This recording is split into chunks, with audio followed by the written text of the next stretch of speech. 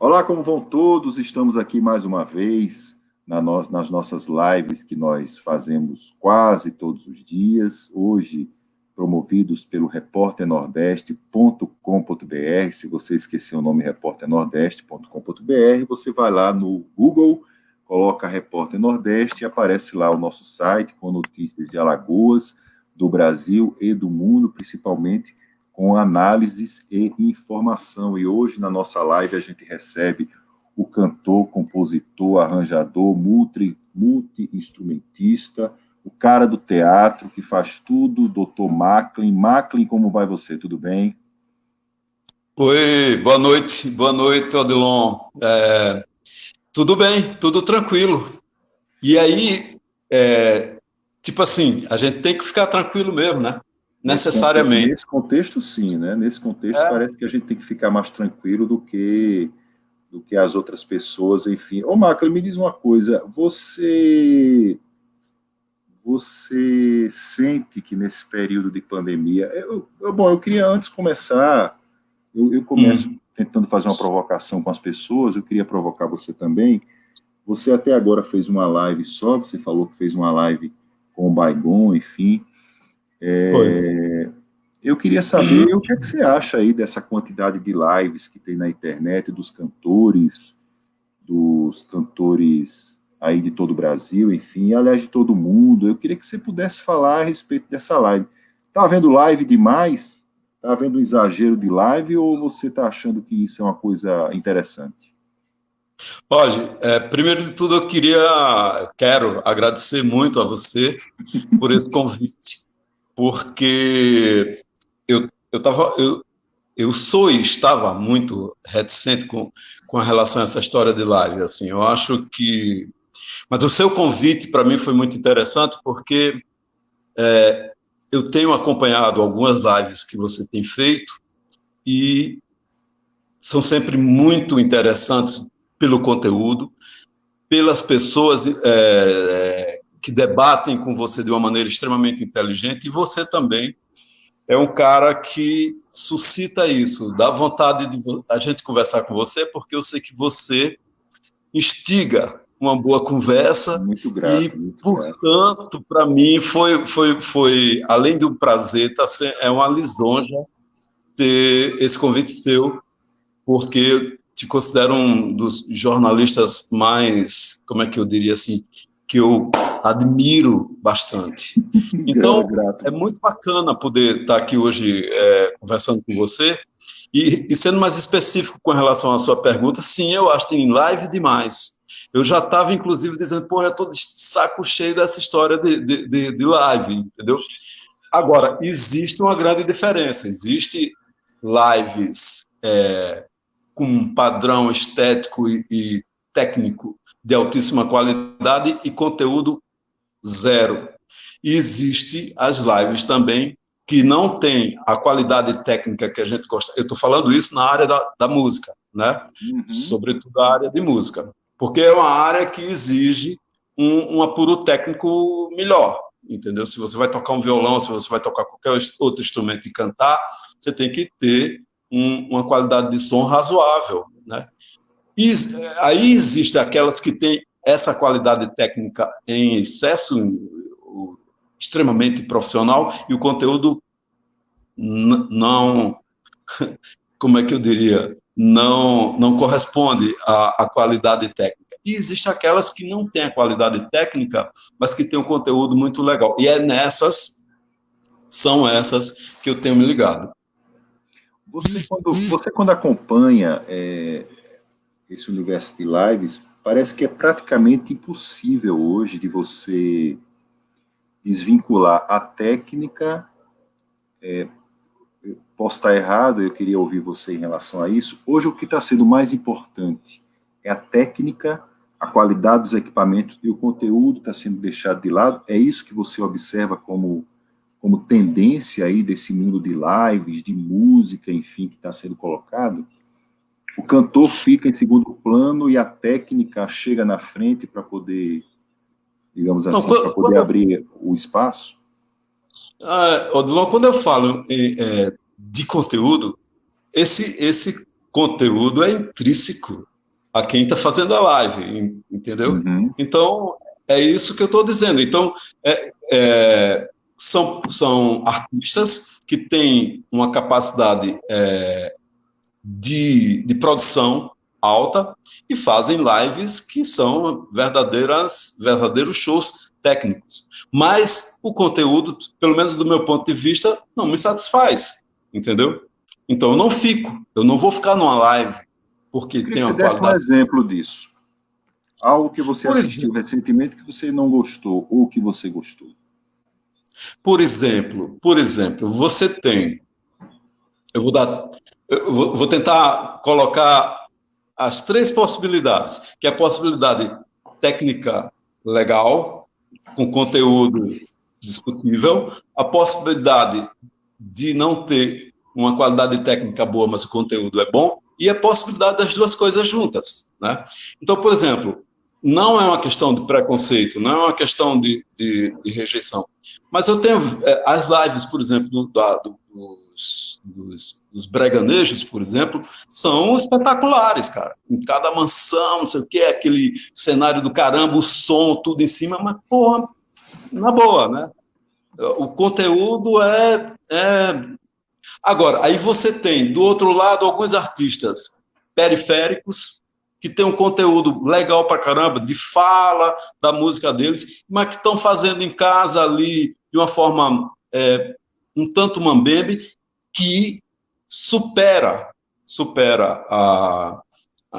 pela questão do conteúdo, e você fica porque ali você encontra conteúdo. E você tem também, e aí eu não quero citar esses, porque aí eu acho que é a imensa maioria também. E você tem, do outro lado, lives muito bem organizadas com artistas que têm um conteúdo maravilhoso, não só musical, como de papo, de cabeça, do que eles verbalizam. Por exemplo, eu assisti recentemente uma live do Chico César, que foi do caramba. Agora, é evidente que a live, por mais preparada que ela seja, ela também tem uma... Como é que o Chico César, em qualquer cenário, com live ou sem live, a música é muito boa. Né? A música cenário, é muito boa, o papo é muito bom, as colocações são muito boas, e isso, do meu ponto de vista, é o que me atrai. Eu estou falando do meu ponto de vista. Então, e é evidente que as lives, por mais organizadas que seja, agora mesmo eu posso, aqui, nós dois aqui, aparentemente está tudo organizadinho, mas eu posso me descuidar aqui e, pufo, dar um chute aqui no onde está o meu celular e derrubar, e foi. E acontece, eu já vi isso na live do Chico César, por exemplo, ele derrubou o copo de água que estava do lado, assim. Coisa muito natural, né? Uma coisa muito natural, e que isso num palco também acontece pra caramba. Aliás, não existe um show perfeito, não existe. Então, no palco, as coisas acontecem tão erradas ali que o público não percebe. Igualmente na live, assim, também, quem piscou o olho ali naquela hora e passou, não viu a história, né? Então, são situações que o artista tem que contar como possíveis. Você acredita que esse tipo de exigência que se faz em relação à técnica, é claro que o artista, você vai subir ao palco, por exemplo, você exige um som bom, você exige que o pessoal esteja afinado, saiba o tempo que cada um toca, enfim, por isso que vocês fazem ensaios, enfim. Mas você acredita que hoje, com essa coisa mais relaxada que as lives estão colocando, claro, seguindo algumas exigências que sempre existiram em relação à música, enfim, você acha que essa situação que as lives estão colocando hoje, com o tempo, o artista ele vai ficar mais, o artista e a equipe, eles vão ficar um pouco mais relaxados em relação a algumas exigências que eram muito exageradas, por exemplo, da técnica perfeita, do som perfeito, da harmonia perfeita, enfim. Você acha que com o tempo vai haver esse relaxamento maior, ou isso tende a se tornar ainda mais, digamos assim, mais forte para o artista? Vai valorizar mais o papel do artista? O que é que você acha disso?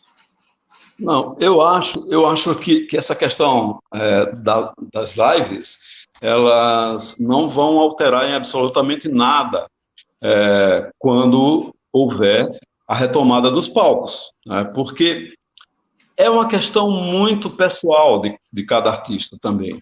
Porque, por exemplo, para mim, todo esse apuro técnico e de ensaio e tudo mais, para que eu possa apresentar a minha música da melhor maneira possível, tanto faz se eu fizer aqui em casa, como se eu fizer no palco. Eu vou ter sempre esse cuidado, vou ter sempre essa premissa para que eu possa subir no palco, para que eu possa mostrar o meu trabalho. Então, isso é uma questão muito pessoal. Tem artistas que já não ligam muito para isso e fazem as coisas, não se compromete muito. Agora, tem também um outro lado que eu acho que pesa nessa história.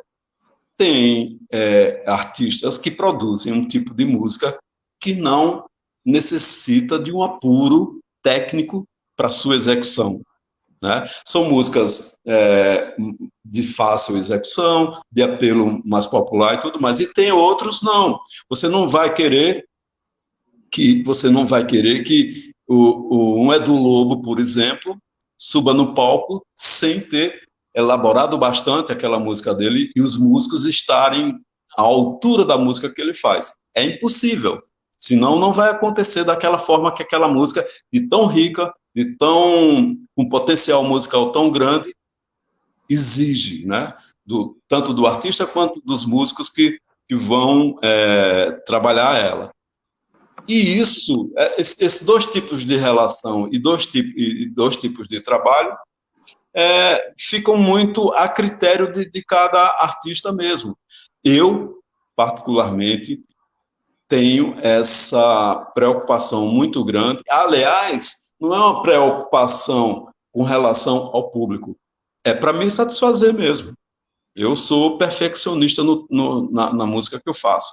Se ela primeiro não me agradar, se o resultado do conjunto com os músicos que trabalham comigo não me agradar, eu não me atrevo, entendeu? Então é muito por aí. Você acredita que nesse tempo de pandemia, ou nesses tempos bolsonaristas, enfim, que mais uma vez reconfiguram o fantasma da ditadura, o fantasma dos ideais comunistas, enfim, ou anticomunistas, e algumas pessoas que estão meio enlouquecidas disso daí, você acredita que isso estimula a criatividade? Geralmente, quando a gente olha, por exemplo, alguns documentários sobre a ditadura, quando se fala de cultura, se fala, claro, do processo de perseguição do artista, enfim, mas também de uma explosão de criatividade. Significa que quando a pressão política é maior e quando existe censura, o artista tende a ser mais criativo, é isso? Em última análise, sim, né? Porque na época da ditadura, nós tínhamos que usar de artimanhas e eufemismos para poder que a nossa música chegasse até o público, de uma forma ou de outra, entendeu? Porque era realmente cerceado a livre expressão, né? Então, naquela época, tínhamos que usar esse tipo de argumento, esse tipo de subterfúgio, digamos assim. Até para que porque naquela época tinha a história da censura mesmo. Então, para você gravar um disco, tinha que passar pelo departamento de censura, tinha um carimbo que dizia que aquela música podia ser gravada ou não. Então, para isso, a gente tinha que ter certas artimanhas, né? E hoje, com o que está se configurando, aliás, com o que veio se configurando já desde 2016, né? Um governo e um presidente arbitrário, autoritário pra caramba, que tem um pé, sim, no fascismo, e o fascismo por si ele é repressor. Então, a gente está vendo alguns artistas que são, como é que eu diria, que são capazes de se posicionando criativamente. O Chico César, por exemplo, vou falar o nome do Chico novamente, porque o Chico César tem sido um deles, né? Tem criado canções maravilhosas, com referência a esse momento que a gente está passando. Eu não tenho a menor dúvida de que a nossa ainda frágil democracia vem sendo corroída desde 2016 com aquele voto lá do senhor presidente da República atual, aquele voto, né, onde ele fez alusão ao Ustra, tudo. Ali, naquele momento, do meu ponto de vista, a nossa democracia começou a ser sufocada, né?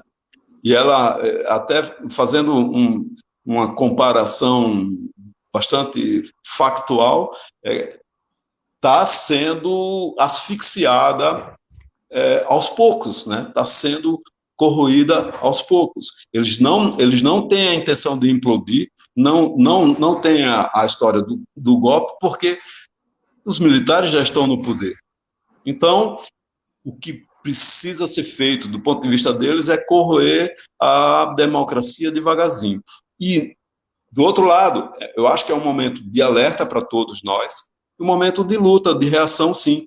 E os artistas são um farol nessa história, né? Alguns artistas são faróis para que...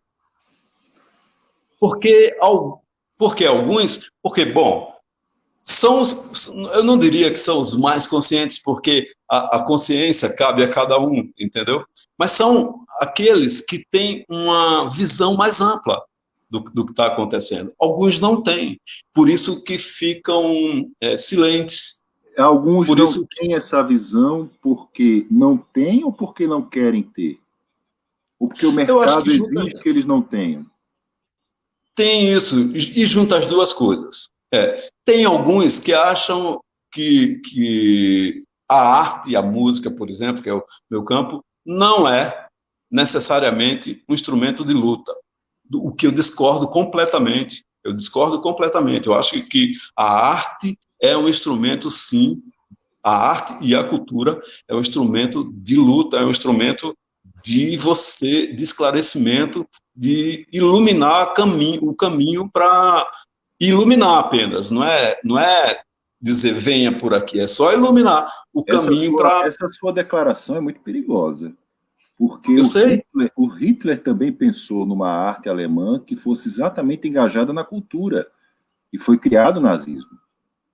Sim, mas a cultura que Hitler pensou em engajar a arte era uma cultura revisionista pra caramba, completamente sem a possibilidade de expressão criativa, sobretudo. Era uma cultura que se voltava para fundamentos nacionalistas e tudo mais, como a gente está vendo agora, que isso significa retrocesso, sempre foi. Então, Hitler, lá na Alemanha, usou essa possibilidade de convencimento para uma elite, sobretudo, né? Porque foi a burguesia alemã, igualzinho como aconteceu aqui, que financiou e que apoiou todo aquele movimento de 1930, lá dos anos 30 do Hitler, e tinha como elemento base deles o conservadorismo. A arte jamais pode ser conservadora, não, jamais. A arte tem que ser livre, tem que ser criativa e tem que se renovar o tempo todo. Então, não, por isso que não tem espaço nesses regimes autoritários e excludentes. Mas olha, a arte não pode ser conservadora, disse Macklin. Eu me lembro que uma música que agradava muito Getúlio Vargas, ditador na época, era a Aquarela do Brasil, que resumia tudo Sim, isso, e que você já tocou muitas vezes, que você já deve ter cantado muitas vezes, enfim. Como é que fica isso? sim, mas aí não é que a arte, nesse caso, não é que a Aquarela do Brasil seja uma canção conservadora. Isso é um apoderamento, né? É isso que a gente está vendo hoje, um apoderamento dos símbolos nacionais, de determinados setores mais tradicionais da cultura. Esse apoderamento pelo aparelho do Estado e pelos ditadores e pelos governantes conservadores, isso aconteceu e vai acontecer. Evidentemente que, fora desse aspecto, tem um outro tipo de arte que está sendo produzida e que não vai ser jamais encampada por eles, pela própria estrutura da produção artística e pelos valores que essa arte representa. Então, são valores que, muito pelo contrário, ao invés de serem encampados, eles vão tentar destruir, né? Aliás, é o que a gente tem visto, né? Como é que o Brasil, um país que tem uma cultura riquíssima, né, pela sua pluralidade, né, uma música fantástica, e todas as expressões artísticas do Brasil são extremamente valorosas.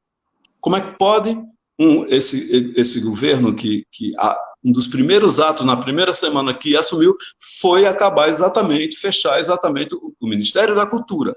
Então, já deu o recado a que veio, né? Então, a gente tem que saber que a gente está lidando com um momento histórico extremamente delicado. No Evangelho segundo Macklin, fora da arte há salvação? Sim. Claro que eu acho que a arte nos redime. Isso aí, a arte nos redime. Agora, fora da arte, evidentemente que há a solução. Há solução para um monte de coisa. E a arte, ela é auxiliar num monte de coisa. Ela pode ser estrutura para um monte de coisa também. Por exemplo, no momento que a gente está vivendo agora dessa pandemia, o que seria, né, dos que estão se resguardando se não fosse a arte? O que seria de quem está fazendo o isolamento social se não fosse a arte nos seus mais diversos segmentos? Entendeu? Então, se do lado de fora de casa tem os médicos, os enfermeiros, a medicina, a ciência, numa luta diária e incansável para combater esse vírus, dentro de casa você tem a arte funcionando também como mais um remédio para que as pessoas passem por esse momento terrível. Eu tenho me substanciado nesses dias. Eu já estou há mais de 2 meses, né? Um isolamento social meu, né? Que eu achei, desde o começo que eu achei que deveria fazer. Eu tenho me utilizado diariamente, não só da arte que eu produzo, mas sobretudo da arte que já foi produzida. Você falou a arte não pode ser conservadora. Então a arte tem que ter de ser de esquerda, não é isso? Não é exatamente isso. O contrário de conservador não é esquerda, não? A esquerda é progressista. Existe a diferença básica é essa, progressista. É porque toda arte tem que ser progressista. E o conservadorismo é, sim, uma característica da direita. E a arte progressiva é, sim, também uma encampada pela esquerda, porque a esquerda, em sua essência, ela é progressista. Então, a esquerda, em sua essência, né, ela cultiva esses valores de liberdade, de criatividade e tudo mais, que são contrapontos à direita e, sobretudo, à extrema-direita. Mas você sabe, outro dia eu estava vendo como foi que nasceu essa história de direita e de esquerda, né? Você sabe disso, né? Não sei. Sabe dessa? Como foi essa Então, história? É a história na época da Revolução Francesa, é isso? não sei onde foi que eu vi isso, que foi uma reunião. Não, foi na França, logo depois. Exatamente, Depois da Revolução, né? Depois da depois Revolução. da Revolução Francesa, exatamente. Aí se fez uma grande assembleia para se decidir alguns rumos políticos e sociais daquele momento. Então, era num teatro, num grande auditório, então o povo pobre, o povo oprimido, o povo mais liberal sentou-se à esquerda da plateia. Os mais conservadores, os ricos, os donos do poder, da relação patrimonial e trabalhador, ficaram à direita. E no meio ficou aquele ali que não sabia direito, né? Os que ficavam assim, os tucanos, em resumo, né? Os tucanos, a classe média, aquela classe média alpinista que sabe que se ficar ali no meio, ele pensa que vai pular para a direita, mas nunca vai chegar lá. Então, foi assim que foi instituído essa coisa do que é de esquerda e o que é de direita. E aí essa polarização acontece até hoje e permeia tudo o que acontece na nossa sociedade moderna ou não. O que a internet hoje exige mais do artista? Artistas como você. A internet, no começo da internet, ela aconteceu como uma coisa assim que extremamente benéfica, porque aparentemente iria democratizar, né, tudo, né? Então, e democratiza mesmo, né? Democratizou. Então, no começo da internet, lá no começo dos anos 90, aqui para nós, a internet para nós, nos anos 90, era bacana, porque você sabia que, pô, tudo bem, naquela época, vamos pegar o Michael Jackson como a maior expressão da música, do business musical e pop.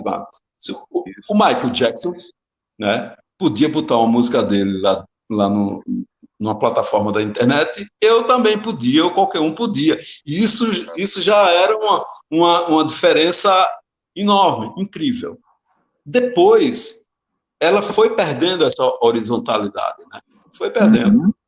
Hoje em dia, a internet é mais um nicho de mercado, onde quem tem cacife aparece mais, quem não tem, né? E deixou aquela... E pelo lado político e social, a gente viu no que se transformou a internet, o que vem se transformando a internet hoje em dia. Então, é extremamente benéfica para caramba, eu acho. É uma ferramenta fundamental. Para a gente que faz música também.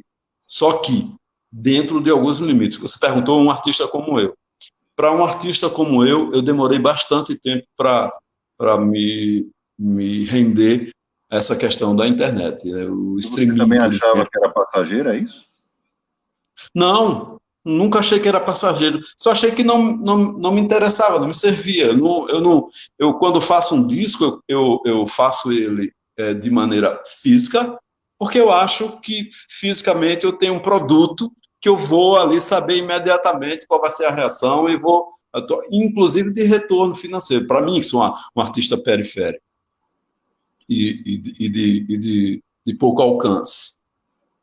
E na internet, eu demorei muito tempo. Hoje, todos os meus discos estão nas plataformas, mas levou anos. E agora, se eu for fazer... Eu ia fazer um próximo disco esse ano, mas essa pandemia também mudou os planos de todo mundo.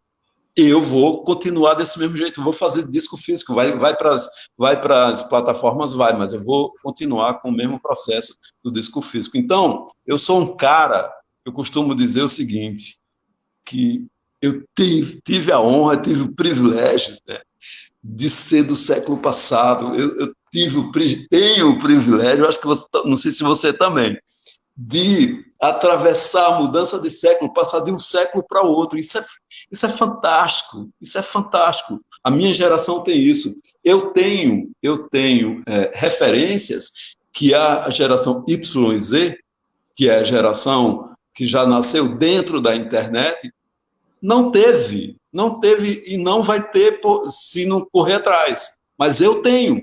E eu tenho saindo daqui e chegando ali onde eles estão. Isso é uma diferença danada. Isso é uma, como é que eu diria? É uma possibilidade imensa, imensa. Porque você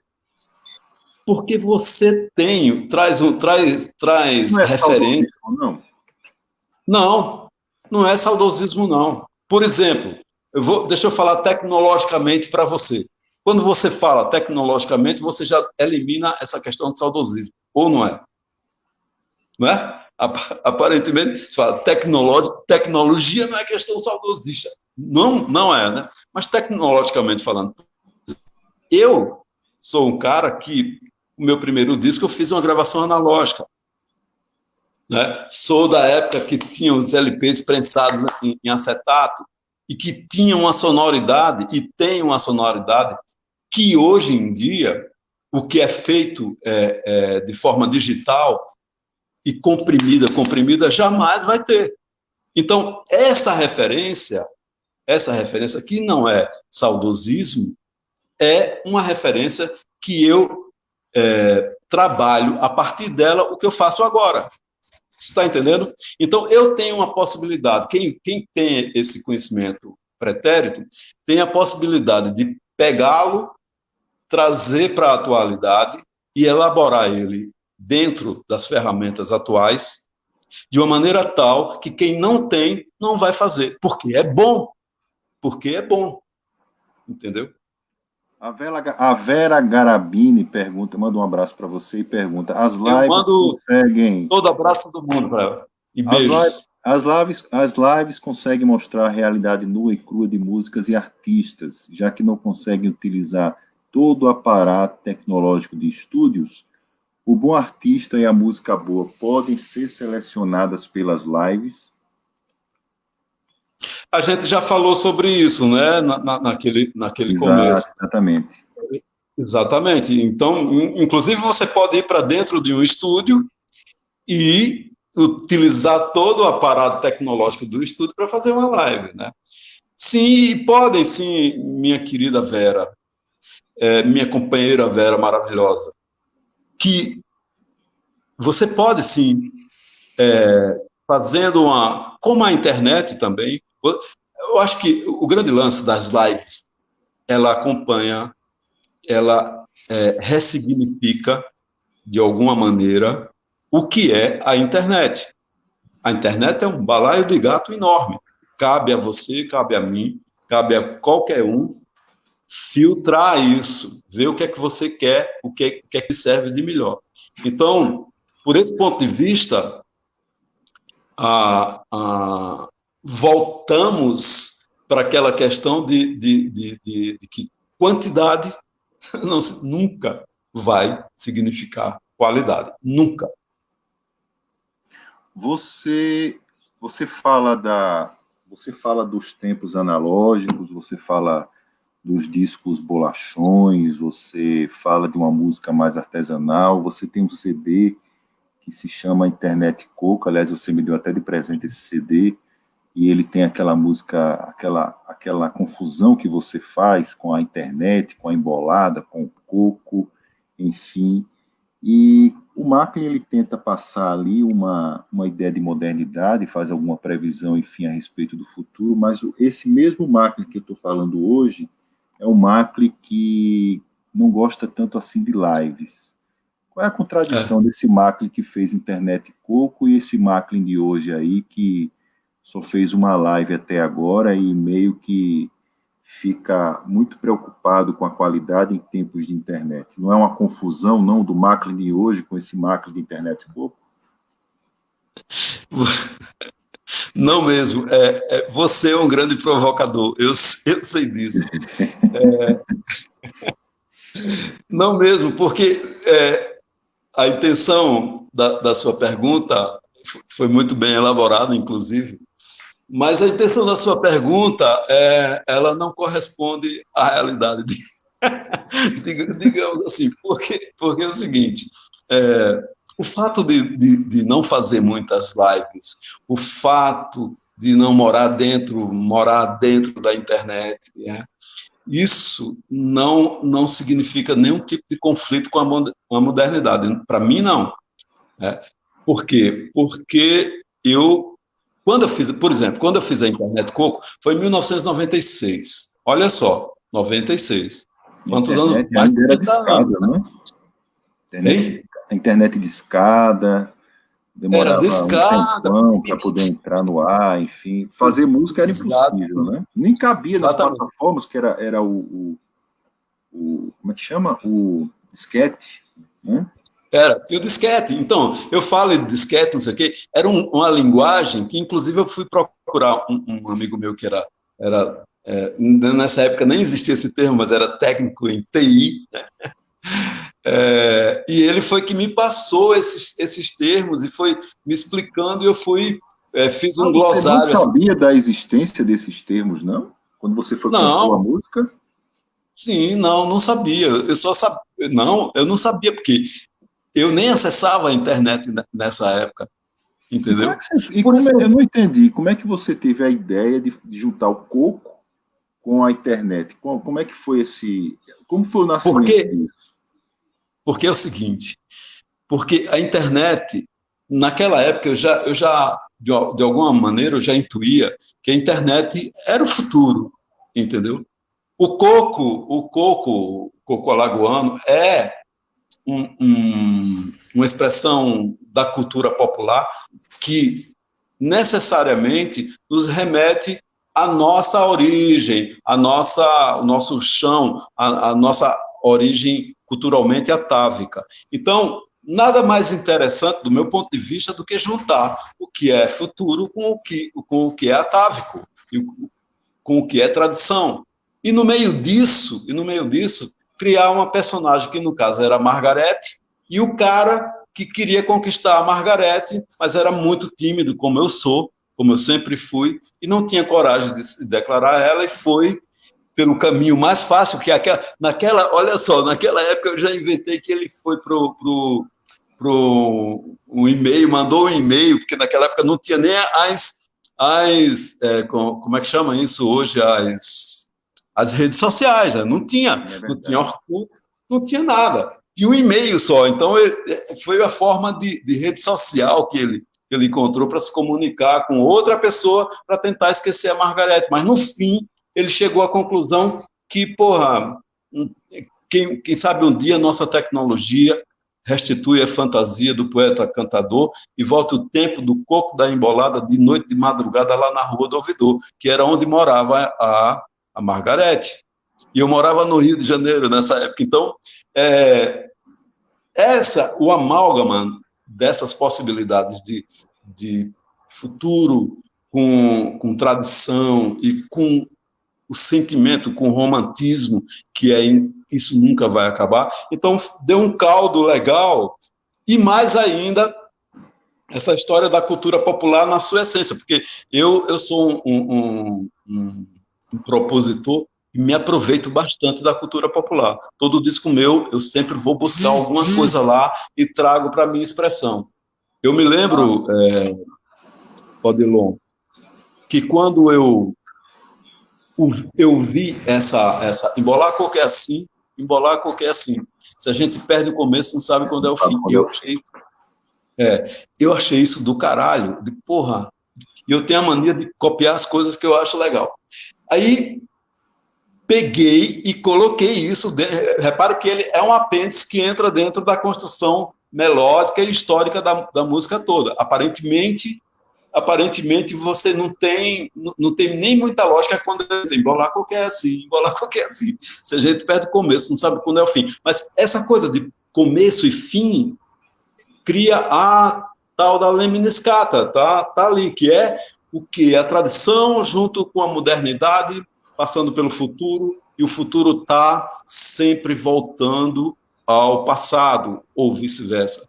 Acho que vice-versa não. Está sempre voltando ao passado. Passado ao futuro. Porque, do meu ponto de vista, aqui nesse planeta, isso está cada vez mais provado para mim, né?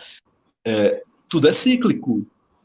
Tudo é absolutamente cíclico. Porque a gente mora num planeta, a gente habita um planeta que é redondo até que os olavistas me provem o contrário.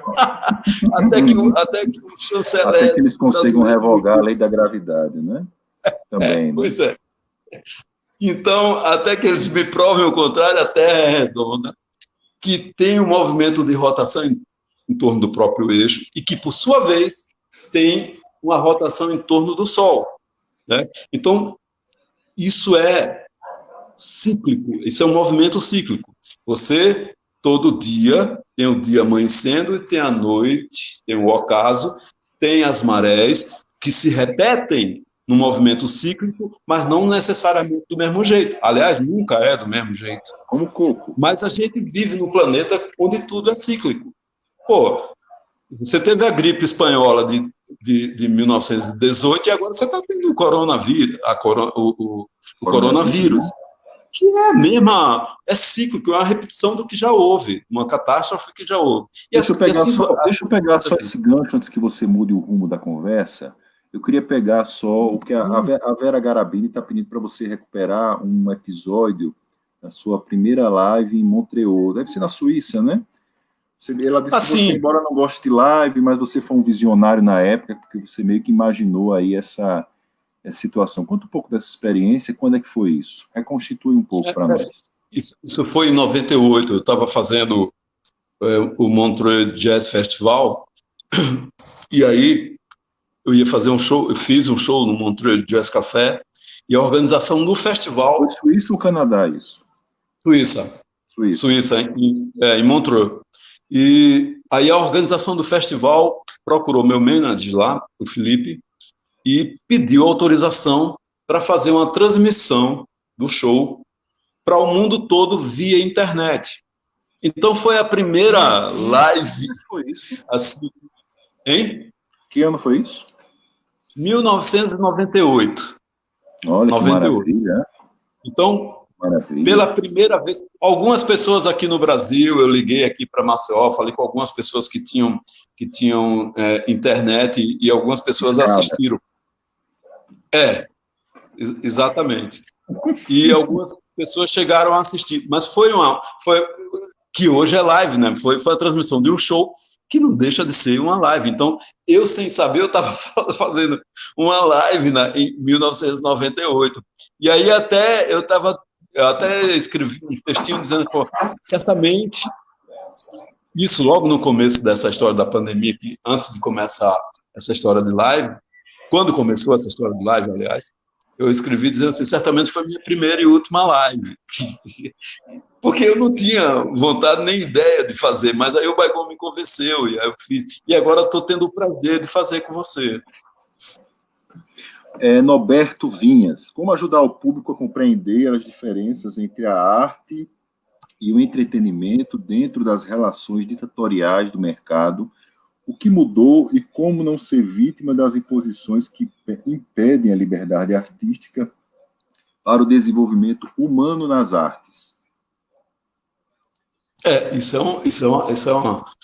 Norberto, grande abraço, meu querido. Norberto estava comigo nessa live lá de Montreux, na Suíça. É um músico fantástico. Então, essa pergunta do Norberto envolve vários aspectos, né? Eu acho que é o seguinte, toda arte, ela que tenha um propósito cultural, não elimina o fato dela ser entretenimento, de jeito nenhum. Uma coisa não combate a outra. São coisas que, inclusive, podem até se complementar. O que me estranha, o que me deixa assim com o entendimento de que algo está errado é quando esse complemento se extrapola. E geralmente se extrapola para um lado só, que é o lado comercial, business da coisa. E aí você deixa em detrimento, né, do lado do business, em detrimento da arte, o business ataca e transforma a arte, que deveria ser muito mais do que um produto, em um simples produto. E aí as coisas começam a complicar, porque isso, entre outras coisas, acaba sendo também extremamente antidemocrático, né? Porque os veículos necessários à difusão do que é a arte puramente, que ela, apesar de ser arte pura e de qualidade, ela também é entretenimento, os veículos são dominados por esse outro lado, né? Da coisa descartável, da coisa que é só e somente só entretenimento. Aí, nesse ponto, Norberto, quando chega a esse ponto, não existe contribuição da arte para o desenvolvimento humano. Não existe. Aliás, eu queria até fazer uma parte agora, que eu acho que no momento que a gente está vivendo político, Odilon e Norberto, eu acho que só o aprofundamento da classe trabalhadora, por exemplo, sobretudo da classe trabalhadora, só o aprofundamento no consumo e na percepção da arte em si, né? Aí eu estou falando da literatura, eu estou falando de uma música, de um teor musical mais substancioso, estou falando de um teatro melhor de tudo. Só o aprofundamento da classe trabalhadora nesse tipo de arte, que pode acontecer agora porque está recolhida, né, como nós estamos recolhidos, parar para ler um livro, parar para assistir um filme que não é um filme extremamente comercial, blockbuster, desse que a televisão aberta coloca, ouvir uma música que não é exatamente aquela música que ele sintoniza nas rádios comerciais o tempo todo, só o aprofundamento na arte é que pode dar uma retomada ou uma tomada de consciência para que se combata o que está vindo por aí, o que a gente está vivendo hoje. O que é que o Macklin hoje, falando sobre arte, jogaria no lixo? Ou na lixeira eletrônica, né? Então você tem que ver o seguinte: se for arte, não vai para o lixo. Simplesmente isso. Se é arte, não vai para o lixo. Mas você critica a arte comercial, a arte blockbuster, como é que fica? Isso aí, ela tem o problema. Eu volto para o que eu estava falando. Ela tem o seu nicho lá. O problema é quando ela extrapola esse nicho e antidemocraticamente fecha espaços. Aí eu volto para aquela história. Então, fecha espaço para o que é uma arte com mais substância, um teor de arte verdadeiro, que não tem mais espaço nos veículos. Como é que, por exemplo, você vai para as rádios comerciais, se você não pagar lá, quem faz a música extremamente comercial descartável, paga, é pago.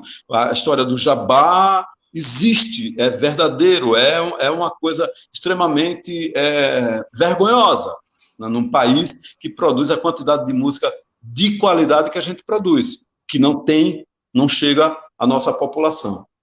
A nossa população não tem acesso porque os veículos não permitem. Aí você vai para a televisão, é a mesma coisa. E, por último, o palco. Por exemplo, quando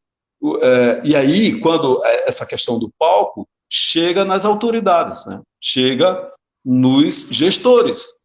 Porque quando o governo federal, lá atrás, acabou com o projeto Pixinguinha, ele acabou com a possibilidade de uma parcela boa da população ter música de qualidade ao vivo, nos palcos. Quando o prefeito Cafundó do Judas, né, leva como atração principal da cidade o que ele vê na TV e o que ele escuta no rádio comercial, ele está fechando, acabando com o espaço para o que é qualidade. Então, aliás, não tem como fugir desse tema o tempo todo.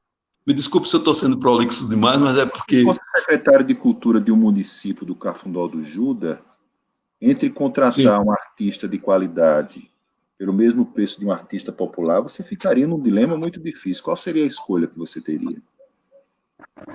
De quê? Do artista de qualidade? Sem correr o risco de ser linchado pela população. Então, por exemplo, nos Cafundó do Judas, com certeza tem um artista local que produz uma música legal e que é meio que estigmatizado. Ou o cara é roqueiro, ou então o cara produz uma música que aparentemente é incompreensível, né, para aquela imensa maioria da população que está ali doutrinada pelo que ele escuta no rádio, por esses artistas que moram dentro da televisão, moram dentro do rádio. Então, cabe ao gestor, cabe ao secretário de Cultura, então, ver, detectar quem é que está produzindo uma arte realmente diferente, né? E abrir espaço para ele. Porque senão, por exemplo, na boa, você tem, eu vou falar da minha cidade, por exemplo, Murici, né? Murici tem uma história do Festival da Natureza, não sei o quê, aí todo ano eles falam a arte, a cultura, não sei o quê. Arte e cultura, aquele tipo de música, né? Forró de plástico da pior qualidade, breganejo da pior qualidade. Macri jogaria isso no lixo? Macri joga isso no lixo? Não, eu não jogo no lixo, não, porque eu acho, eu já fui muito mais radical. Eu acho que toda música tem a sua função. Cada uma cumpre a sua função. Como é que você recicla uma música desse tipo? Eu reciclo, eu não reciclo. Simplesmente eu não escuto, não me interessa, entendeu? Não me interessa. Às vezes até tem coisas assim que você é artista tal, não sei o quê. Quem é? Eu não sei, eu não conheço. Então eu faço, a minha reciclagem vai pela minha opção, o que eu escuto e o que eu não escuto. Não cabe a mim reciclar determinadas coisas, assim, não cabe a mim. A minha opção de escolha é o que me faz dizer que eu gosto disso ou que eu não gosto daquilo. Agora, por outro lado também, respeito pra caramba, e não acho que todo tipo de música algum tipo de música tem que ir pro lixo, não acho mais. Já achei, tinha um tempo atrás que eu achava, isso é lixo. Não, ela cumpre uma função. Vai dizer que a música extremamente... Porque o tipo de música que eu faço é uma música popular, não é popularesca, é diferente. Então, a música popularesca, ela cumpre uma missão dela, em determinado nicho, em determinado lugar. O que eu questiono é quando isso monopoliza de uma forma tal que não abre espaço para mais nada, entendeu? E aí, tem um ciclo vicioso nessa história.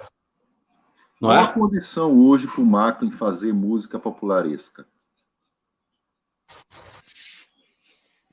Eu já fiz. Portanto, essa condição não me interessa mais. Eu já passei por isso. É aquela história, assim, eu não sou como é que você usou? Você usou um termo tradicionalista, não. Você usou o termo de quem olha para trás. Eu já passei por isso, já fiz. Saudosista, eu não sou saudosista. Eu falei música popularesca. Quando é que o Macri faria música popularesca hoje? Quais as condições que exigiria? Se eu quisesse, eu faria. Se eu quisesse, eu faria, porque existe uma musicalmente falando, existe uma possibilidade de que quem faz uma música um pouco mais elaborada poder descer alguns degraus e chega lá e fazer. Entendeu? Que degraus são esses? Degraus morais, degraus éticos? Não, degraus musicais. Estou falando musicais, porque, pô, música, meu querido Odilon, deixa eu te falar uma coisa.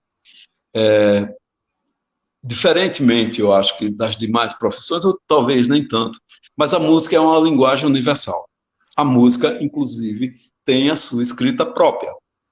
Nós, jornalistas, porque eu me considero jornalista também, nós também desenvolvemos um tipo de escrita que não sei, como o início da sua conversa com o Iremar ontem, não chega a ser literatura, mas é uma escrita mais elaborada, né? E tem que ser.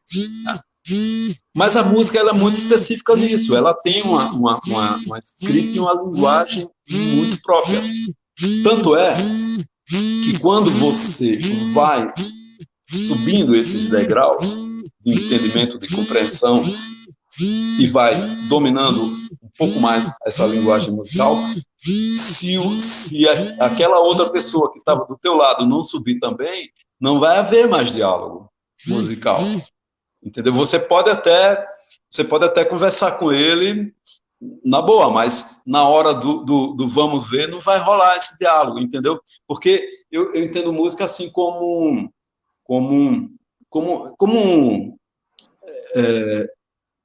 setores, assim, anéis, né? Você está nesse anel aqui, você se relaciona com essas pessoas que estão aqui, produzindo nessa frequência. Depois você sobe um pouquinho dessa frequência, você já vai se relacionar com outras pessoas que estão naquela frequência musical, e assim vai. E nunca vai ter fim isso para cima, e quem foi ficando para baixo, vai ficando para baixo, entendeu?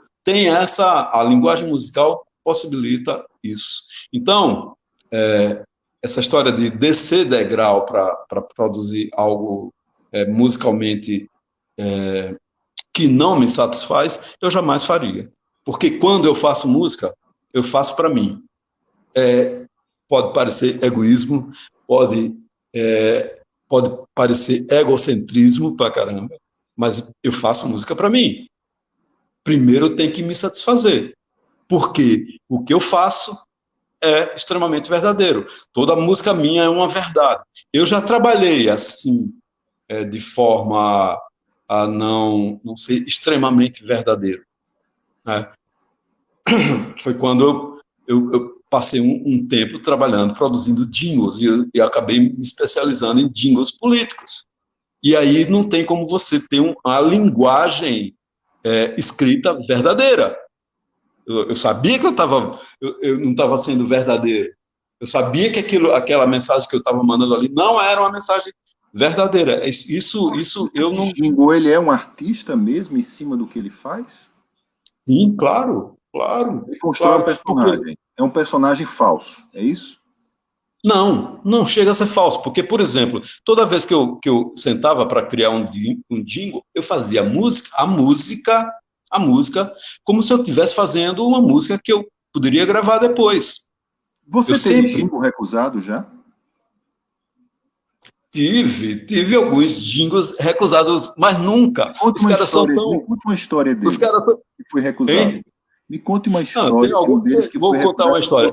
Os caras são tão assim, né? O outro lado da moeda é tão assim, que a recusa é sempre pelo discurso, nunca musical, né? Porque eles não conseguem também atingir a história musical. E olha que aí você já faz a coisa mesmo bem popularesca mesmo já para... Tem uma história muito engraçada. Eu fiz um jingle, tinha uma época que eu estava morando no Rio, que eu acabei trabalhando na equipe de produção de jingles do Estúdio Master, que a gente fazia jingles para o Brasil todo. E como eu era especialista em jingle político, eu fazia muita coisa. Zé da Flauta também, tinha o Eduardo Morelenbaum também. E assim, outro dia eu estava vendo uma foto que mandaram para mim, que quem estava gravando jingle para a gente lá era a Zélia Duncan. Bom, aí chegou um briefing para mim de um candidato a prefeito no Ceará, no interior do Ceará. O nome do cara era José Maguari. Naquela época... Félix Baigon está falando aí. Conta aí a confusão que você criou com um cliente chamado Maguari. É esse, pronto, José Maguari. O nome dele é José Maguari. Naquela época, você se lembra que tinha a Maguari e depois tinha a Kibon, tinha Que Bom, sorvete, né? Depois fizeram a fusão da Maguari com a Que Bom, né? Aí eu, pô, é esse o gancho, né? Porque o grande lance do Dingo é o gancho, né? Você descobriu o gancho, tipo, Lula lá é foda, é um puta gancho, Lula lá, nossa, musical pra caralho. Aí eu digo, pô, o gancho tá aí. Aí eu fiz uma coisa assim que era assim, era um frevo, né? Para aqui pro Nordeste era o forró frevo. Aí, que bom, Maguari na prefeitura, que bom, com ele é beleza pura. E tinha o resto. Aí, Genial, eu achei que caralho, a gente gravou, ficou bem gravado, bem cantado, tudo, padrão master. Mandamos para o Ceará. Uma tarde eu estou lá, aí a Simone, que era a secretária, ela expôs, quem foi aqui que fez o jingle para o interior do Ceará? José Maguari. Aí eu estava assim, falei, eu, todo animado, né? Achando que...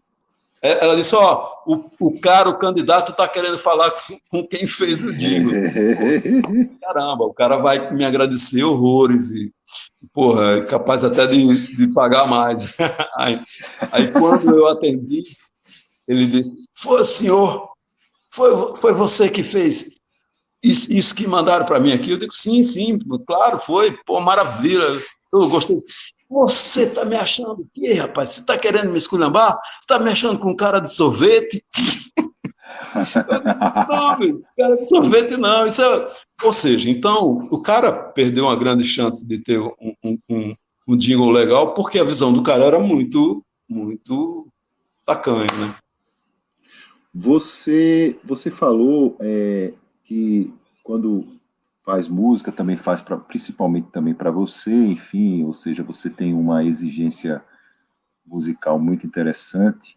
E o Macklin, crítico musical, durante 10 anos, 10, 12 anos, você escreveu aí para a Gazeta de Alagoas, falando de todos os artistas, enfim.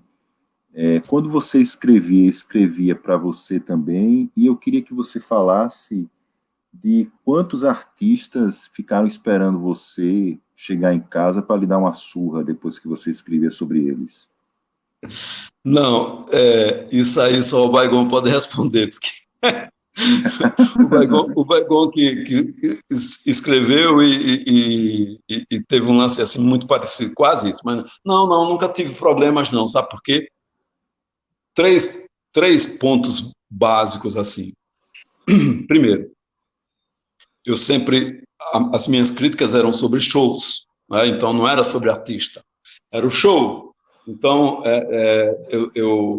no máximo, eu falava, pontuava a postura do artista no palco. É uma outra coisa. E também as críticas de discos, o trabalho em disco. E aí, três coisas sempre me nortearam. Primeiro, o respeito pelo trabalho da pessoa. Podia eu gostar ou não gostar. Mas eu sabia e eu sei que para o cara estar ali no palco, tinha por trás um trabalho enorme. Tinha por trás meses de elaboração daquilo que eu não poderia desconsiderar escrevendo alguma besteira que detonasse toda aquela estrutura. E a outra coisa que sempre foi e é fundamental quando eu estou exercendo o papel de crítico, que não é fácil, é que eu aponto, se eu tenho que apontar alguma coisa que eu não gosto, eu aponto aquilo que eu não gosto, o porquê que eu não gosto e como, do meu ponto de vista, poderia ser diferente. Então, eu embaso a crítica no fato. E quando você embasa uma crítica no fato, o artista pode até não gostar se você está embasado no fato, mas está criticando aquele fato. Pode até não gostar. Mas, geralmente, se as pessoas têm a consciência e tem o espírito elevado para o entendimento da crítica, ele vai entender que é uma crítica sempre construtiva. Eu sempre procuro, mesmo que eu pontuasse coisas negativas, mas eu sempre procurei fazer críticas Todo positivas. E mundo outra coisa, compreendia isso. outra coisa fundamental, jamais, nunca, em tempo algum, ir para o lado pessoal, né? E para o sujeito, fulanizar a crítica, isso nunca. Por que essas críticas estão ainda no fundo da gaveta e não viraram livro já? Qual é o problema? Pois é, você é um dos caras que vive pegando no meu pé com essa história. É porque eu sou extremamente desorganizado. E depois, assim,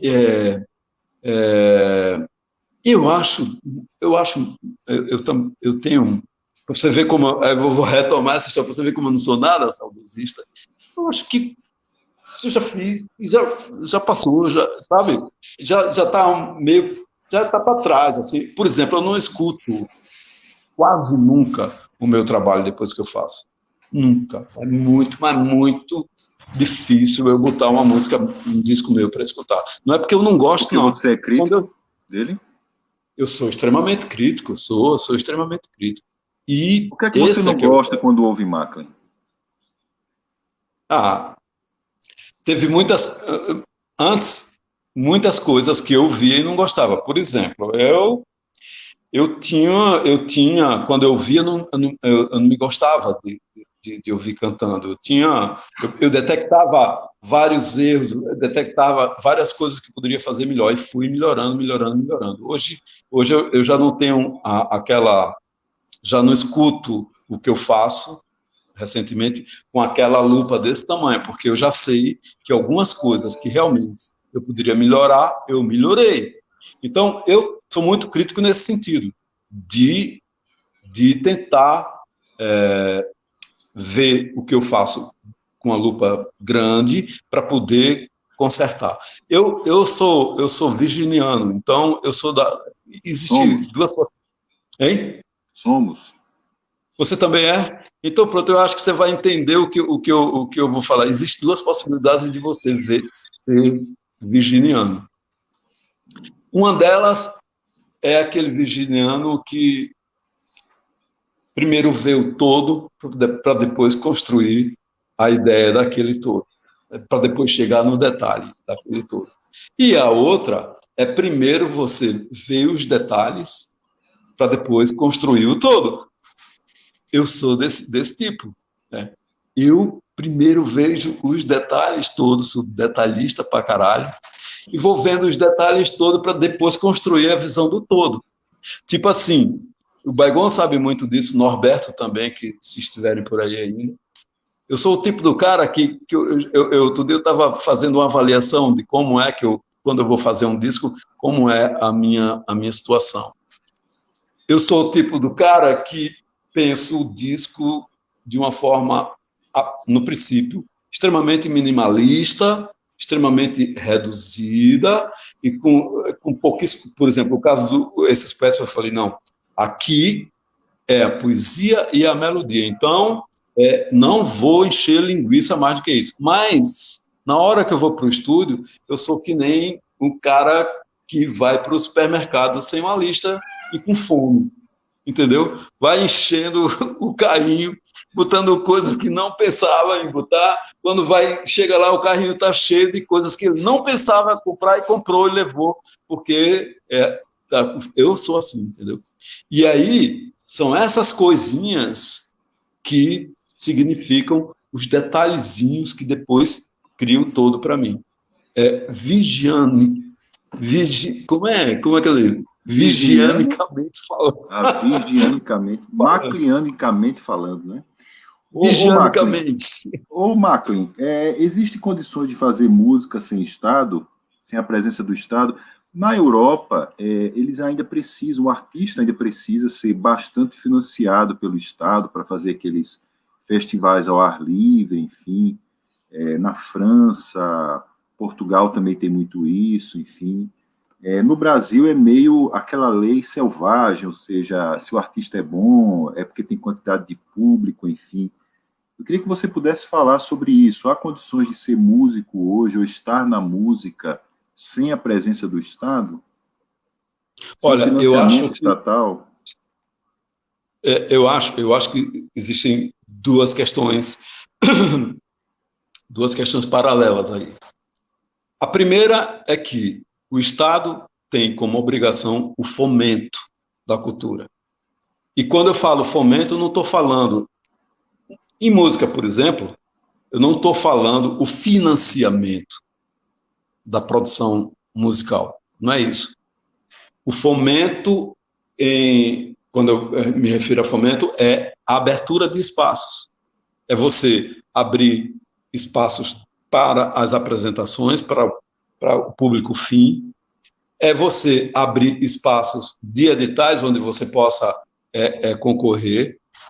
Isso sim é obrigação do Estado. E, sobretudo, num momento como esse que a gente está vivendo agora, é obrigação do Estado, sim, dar respaldo a essa classe, né, que artística, eu já englobaria tudo, que está passando por um momento super difícil, que fomos nós, os artistas, que primeiro tiramos o time de campo, né, obrigatoriamente, e certamente seremos os últimos a voltar também.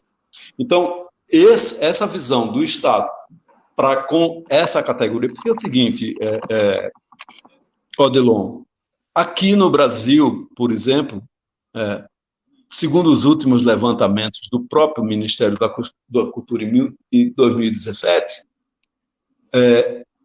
cerca de 5 milhões de pessoas, de trabalhadores, fazem parte da cadeia produtiva da cultura nacional, né? E só para ficar na parte da música, toda vez que existe um show, além de toda a equipe técnica que pode ser muito grande, um show de dimensões grandes ou um show de dimensão pequena, existe todo o entorno que vai desde o flanelinha até o cara que vende ali a água mineral. Então, são 5 milhões de pessoas que hoje estão numa situação complicadíssima. E mais ainda, quem está numa situação muito mais difícil do que os próprios artistas são os técnicos. São as pessoas que trabalham, porque por mais que um artista esteja lá fazendo um monólogo no teatro, ou fazendo um show de voz e violão, tem pessoas ali, tem várias, dezenas de pessoas trabalhando para que aquilo aconteça, né? Outra coisa que é importante que os estados tomem consciência disso é que a produção cultural brasileira é responsável por quase 3% do PIB desse país. Então, como é que você pode desprezar uma classe trabalhadora dessa, né? Muito maior, por exemplo, do que os trabalhadores da indústria automobilística, né? E as demais indústrias que são logo socorridas e para lá, papapá, e você não se tocar disso. Então, por esse ponto de vista, o Estado, sim, a música não pode, a arte não sobrevive, e agora a gente está vendo isso, sem essa estrutura do Estado. Agora, fora um momento como esse, a arte, sim, sobrevive, sim, desde que o Estado cumpra a parte dele, porque a nossa parte é a criação e a produção, né? É a oferta do produto. E do outro lado você tem o business, que movimenta esse produto, e tem o Estado, que é responsável, sim, pelo fomento, sobretudo, daquela área, daquele segmento cultural que não conta com o business, que por si só, num sistema capitalista, se autorregula e se automovimenta. Só para fazer uns registros aqui, que eu acho que são importantes, de pessoas que estão assistindo você e estão te dando abraços. Alessandra Vieira, bom ver você. Macklin, boa noite. E Ibis, Alessandra Vieira.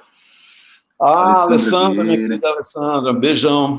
Ibis Maceió, abraços, mestres. Grande Ibis. Sávio Almeida, Carneiro é o cara que sabe traduzir exatamente o que penso com sua extraordinária música.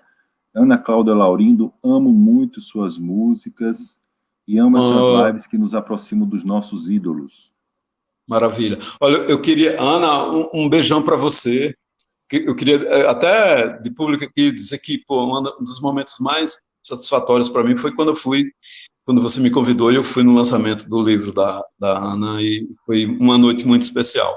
E o Sávio, meu parceirinho querido, que eu só chamo ele de parceiro porque é parceiro de coração mesmo, é o cara assim que me deu a possibilidade de hoje poder dizer, de alguma forma eu tenho uma obra, eu construí uma obra que depois que eu for embora, ela vai ficar aqui, que é o que nós construímos para o teatro, eu e o Sávio generosamente me deu essa oportunidade, quando me chamou pela primeira vez, assim, para musicar a Farinhada, que foi o grande, grande, e é ainda um grande sucesso do teatro alagoano, né? Aí depois nós fizemos Uma Noite em Tabaris, que foi, já teve uma montagem, mas está aí para ser montada novamente, e que ele foi... Deixa eu contar a história dessa história da Noite em Tabaris, né? O Sábio, o texto dele maravilhoso, ele, a princípio, parece que ia titular essa peça, esse musical, porque é um musical, são 22 músicas, não tem texto, as músicas são o texto em si. Ele ia chamar de Brega and Fool, se eu não me engano era isso. Aí me deu, né, disse, olha, façam as músicas, aí volta aquela história daquelas músicas popularescas, né, que me deu, e aí eu disse, eu quero um negócio brega, não sei o que, tudo passa dentro de um cabaré, não sei o que, para lá, para lá. Só que, quando eu comecei a ler o texto do Sávio, aí eu fiz um primeiro, assim, puxando pro brega, aquele bolerão tipo Reginaldo Rossi, não sei o que, por ali fui, né? Aí depois eu comecei a pesquisar e conversando com alguns músicos da antiga também, não, porra, os cabarés tinham músicos fantásticos que tocavam pra caralho. E assim, Luiz Gonzaga foi músico de cabaré, Dominguinhos foi músico de cabaré. Os caras tocavam pra caramba e tocavam música de altíssima qualidade. Não é bem isso, não. Opa, aqui já casa com uma coisa que eu estou vendo no texto, que é o texto do Sávio, que é maravilhoso, coisas belíssimas que eu não tinha como colocar. Algo extremamente popularesco numa poesia daquela, entendeu? Seria você botar, sei lá o quê, fazendo uma comparação assim, é você calçar um sapato 38 no pé 44, entendeu? Eu não tinha como fazer isso. Aí eu peguei tudo, já tinha feito umas duas assim, peguei tudo. Aí disse, sabe, eu estou precisando falar com você. Eu posso falar? Eu digo, não, pessoalmente. Aí eu fui lá e levei, não sei se você se lembra disso, eu levei o escrito todo, a peça. Aí eu cheguei lá e disse, olha, eu estou aqui devolvendo para você, porque eu não tenho a capacidade, eu não vou conseguir fazer o que você quer. Não tenho a capacidade. Realmente, eu até tentei, fiz dois, coisas assim, mas não tem só poesia, o seu texto é fantástico, é belíssimo, tem coisas lindíssimas aí.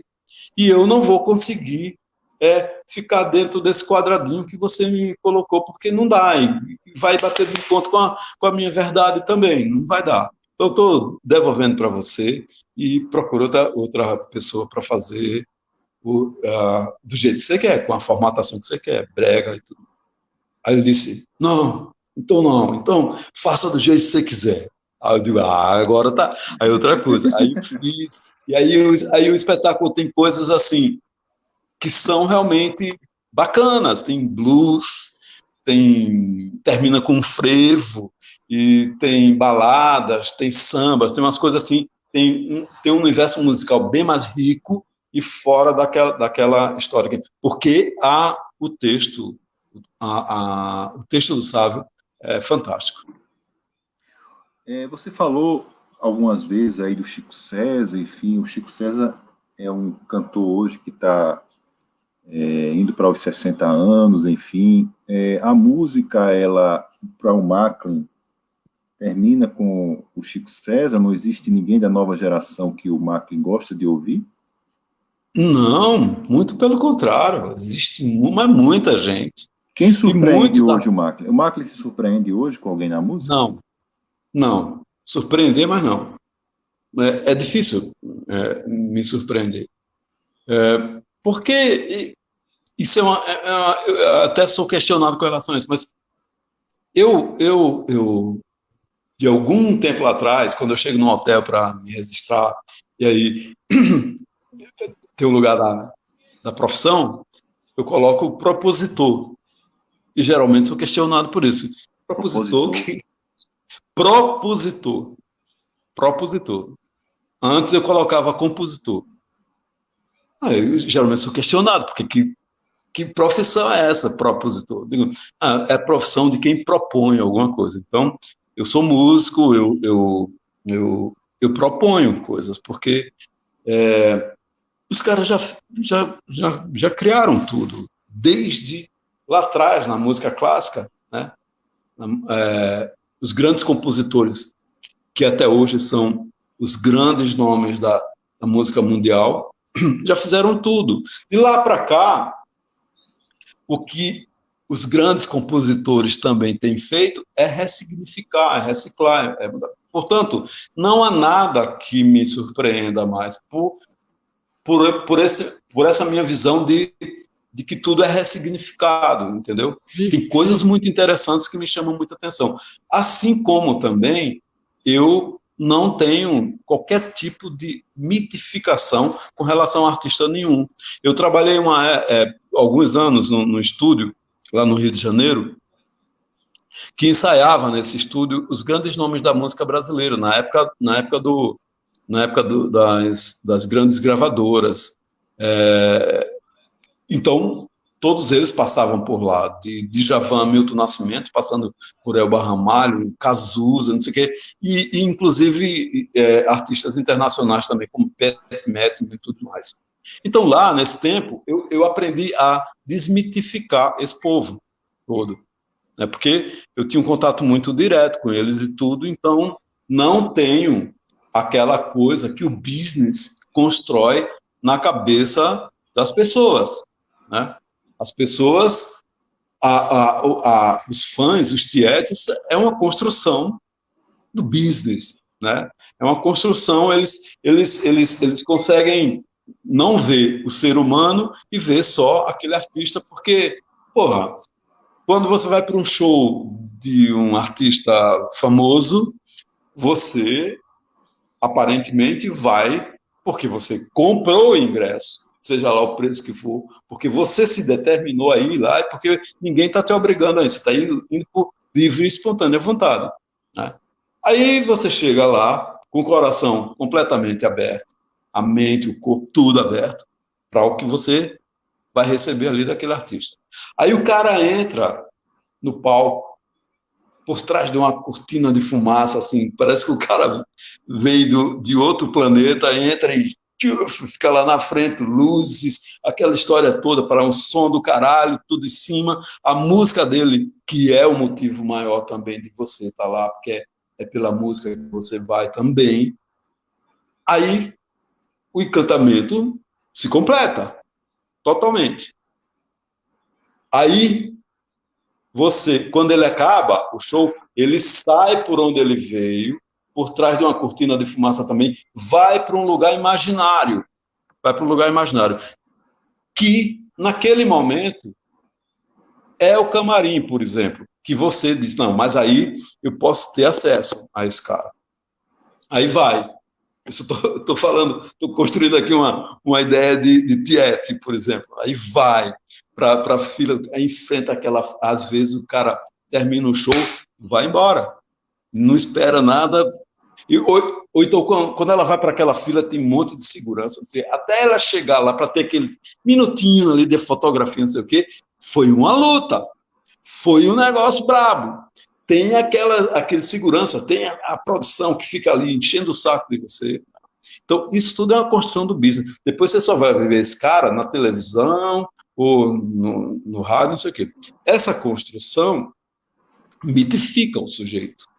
né? Aí do outro lado você tem aquelas pessoas que se deixam envolver por isso com todo... Eu não estou Nesse criticando, contato que você teve com esses cantores e compositores, teve alguém que encantou mais você e alguém que desencantou mais você? teve, evidentemente que teve. Me diga Eu um que só não... encantou muito você. Olha, a partir dessa perspectiva dos artistas que chegavam lá, o que me encantava, Nesse contato direto que você tinha com eles.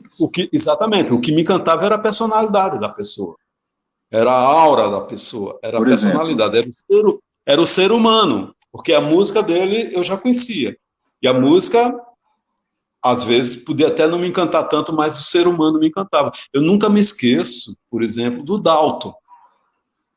Sabe quem é o Dalton? sim, sim. Esse cara é de uma gentileza, esse cara é Ficou de restrito a uma... um. Hein? É uma provocação, ele ficou restrito muito a um. Então, pois é, mas ele tem uma obra bonita pra caramba, Sim, né? Uma sim, obra, claro, claro, claro. Sim, sim. tem uma obra bonita. Esse cara, eu estou lembrando, porque foram vários que passaram por lá, vários, vários. Ele te encantou mais? Não, não é que ele me encantou mais, eu estou lembrando dele aqui agora porque era uma pessoa, um ser humano muito legal, assim, do bem mesmo, sabe? Um cara... E teve outros que a obra dele é maravilhosa, mas a personalidade dele não corresponde à obra, Nome? entendeu? Não, eu não vou, eu não gostaria de dizer nome, Ainda é não. vivo? Sim, e eu não gostaria de dizer nome, não, porque isso é muito frequente, por incrível que pareça, né? É muito frequente. É uma coisa que, às vezes, até para aquela tiete ali que eu estou te falando, que eu construí aquela Já que imagem. você não vai dizer o nome, qual a experiência que você teve com essa pessoa que te desencantou? O que é que ela fez que meio que mostrou, rompeu essa aura? Não, nunca, para começar, nunca tive aura nenhuma com relação Quando você teve o a... contato diretamente com eles e, digamos assim, você teve uma experiência diferenciada ou mais amadurecida desse tete a Olha, tete? porque é o seguinte, você começa a ter contato quando você trabalha no mesmo ambiente que esses artistas, você começa a ter contato não só com o artista, nem com a arte dele, nem com a música dele, mas com a pessoa. E aí, toda pessoa é extremamente vulnerável. É extremamente vulnerável e extremamente, como é que eu diria?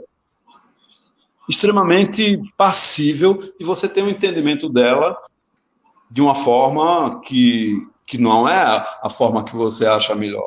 Então, eu tive muito isso. Assim, alguns deles, como eu era nordestino, eu tive alguns que eu via um preconceito com relação a ser nordestino, entendeu? Era veladamente, mas você percebia. E outro é uma questão mesmo de personalidade, extremamente autoritários, extremamente, como é que eu diria, autoritários e críticos com relação aos colegas, onde a questão da ética não fazia menor sentido. Então, quando eu via isso em alguns dos artistas, que vai de encontro, essas coisas vão de encontro aos meus valores, aí eu dizia, pô, beleza, eu adoro teu trabalho aqui, ponto. A tua música até a página 2. Mas você é outra coisa. Você não... Entendeu? Você tem problema em relação a escutar músicos como Toquinho e como Elba, que manifestaram concepções políticas que são mais antidemocráticas? Ou que Aí votaram onde em é que está? Bolsonaro, enfim? Aí onde é que está? Aí entra nessa questão. Você deixou de Eu ouvir? consigo, eu consigo separar a obra do cara, a música do cara deles. Mas, por exemplo, a minha... Eu não Ensina estou pra querendo... gente como é que faz isso. Por exemplo, eu tenho uma possibilidade muito mais palpável de exercer isso, né? Essa espécie de tolerância, porque eu não estou querendo ser cabotino aqui, porque o meu senso de responsabilidade me induz a isso. Por exemplo, eu sou programador da rádio educativa. Eu não vou deixar de tocar o toquinho dentro do meu horário de programação quando for necessário, ou a Elba Ramalho, ou outros e outros artistas que se posicionaram em determinado momento político, né? Politicamente, do meu ponto de vista, completamente errado. Não vou poder fazer isso porque eu sei que, do outro lado, tem uma legião de ouvintes que gostam do trabalho desses artistas, e alguns até estão no mesmo lado. Então, esse exercício, eu tenho a possibilidade de fazer. Mas então, eles por isso... na radiola da sua casa? Não, de jeito nenhum. Você não consegue ouvir Toquinho, não consegue ouvir Elba? Não consigo, é isso que eu estou falando. Você não se influencia, né? Não toco, não, e até porque não tem. Você citou dois artistas que eu nunca comprei um disco deles. Não tenho um disco deles. Não, a obra deles nunca me chamou. Nunca me chamou a atenção ao ponto de... Porque quando eu compro um disco, ou então quando eu ganho, eu escuto e vou analisar. É como ler um bom livro para mim, entendeu? Eu vou analisar, vou ter todo o interesse, eu me dedico à audição daquele disco. Então, nunca tive interesse em... Agora, a Elba, por exemplo, a Elba era uma das que ensaiava lá no estúdio, e assim, uma profissional exemplar, uma puta profissional, entendeu? Então, eu sei que ela é profissionalmente extremamente competente, embora apenas intérprete. Então, como eu sou um propositor, eu me interesso mais pelos artistas que são também compositores, né? Que têm... São melhores, Porque não é porque são melhores, porque o pacote vem pronto. O pacote vem pronto, tá entendendo? Evidentemente que você tem intérpretes maravilhosos. As mulheres, então, são intérpretes maravilhosas, mas elas são intérpretes e são criativas também, porque eu também considero que uma interpretação é uma parceria. Eu tenho coisas minhas que são interpretadas por algumas cantoras que são maravilhosas, que deram outra dimensão, uma outra visão para mim daquela música que eu mesmo fiz. Então, eu considero parceiras minhas, entendeu? Só que o compositor e o jeito que ele canta também, o jeito que ele interpreta, é um pacote perfeito do meu ponto de vista. Completo, digamos assim. Perfeito não, completo. Macklin, eu acho que com certeza hoje foi a live mais longa que eu já fiz com uma pessoa. E eu estou muito satisfeito e, assim, é fantástico ouvir você, porque você é uma pessoa que tem uma riqueza cultural muito grande. E dá para a gente poder explorar bem, enfim, muitos aspectos, enfim, do que você escreve, do que você fala. Eu acredito que você é aquele artista que talvez um dia mereça... Bom, eu vou transformar isso em uma última provocação para você. Um dia, quando você deixar esse mundo, você tem o sonho de querer virar nome de rua em Maceió? Não, de jeito nenhum. Embora a rua seja... Não agora. A rua agora não é um bom lugar, né? Aliás, não é um bom lugar mesmo. Todos... esse refrão, fique em casa, é uma coisa que precisa ser repetida mesmo. Não, mas eu não acho que ser nome de logradouro público seja uma coisa boa, porque não sei por quê, porque eu acho que a rua é palco de tantas coisas, assim, né? Tantas coisas para o bem e para o mal, que eu não gostaria que coisas que não dizem respeito a mim acontecessem. Que aquela rua fosse palco para essas coisas acontecerem. Então, por esse ponto de vista muito doido, muito fora de uma realidade, como é que eu diria, de uma egocêntrica, eu não queria de jeito nenhum ter o nome de rua, de jeito nem rua, nem praça, nem nada. Eu acho que, se eu tiver que ser lembrado, eu terei que ser lembrado pela minha obra, pelo que eu deixei, pela minha música, sobretudo, e, sobretudo, pelo que eu sou. Né? Eu acho que a coisa mais importante, eu aprendi isso muito com meu pai, por exemplo. Meu pai é uma pessoa que foi muito querida, e foi muito querida também depois que ele se foi, porque ele era lembrado pelo que ele era. Não é? Ele era lembrado pelas atitudes éticas e morais e tudo mais que ele manteve nas suas inter-relações pessoais e de trabalho ao longo da vida. Eu quero isso para mim também, eu quero ser lembrado por isso. Macklin, querido, muitíssimo grato pela live de hoje, grato também a todos os que participaram conosco desse instante, só para registrar uma última participação aqui da Mavi Gavaza. Mavi, desculpa, Mavi Gavaza. É assim que se escreve, é assim que se fala, Mavi Gavaza? É assim? Maviosa. Maviosa. Eu estou em Recife, amando essa live, a terceira. Acho que é a terceira live que ela está assistindo hoje. Querido, muitíssimo grato, forte abraço para você, agradecido a você, amigo da internet, das redes sociais, enfim, por ter participado conosco dessa live mais uma vez. Você pode também ver mais informações sobre nós no repórternordeste.com.br, e se você esqueceu o nome do Repórter Nordeste, digita lá no Google, Repórter Nordeste, nós estamos lá como o primeiro link para o nosso site. Muitíssimo grato, Macklin, até a próxima. Obrigadão, um beijão em todos. Beijo.